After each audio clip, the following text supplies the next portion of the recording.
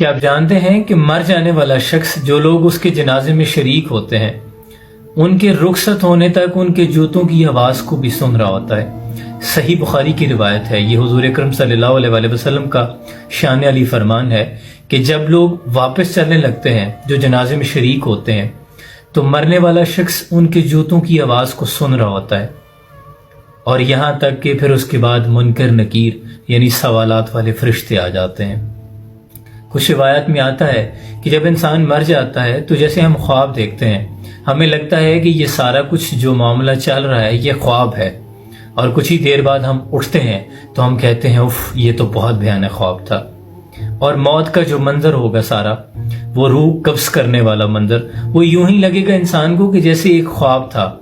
لیکن وہ آخری خواب ہوگا آپ کا جو حقیقت ہوگی۔ اس خواب سے آپ کی آنکھیں کبھی نہیں کھلیں گی، اس دن سے پہلے توبہ کرنے کے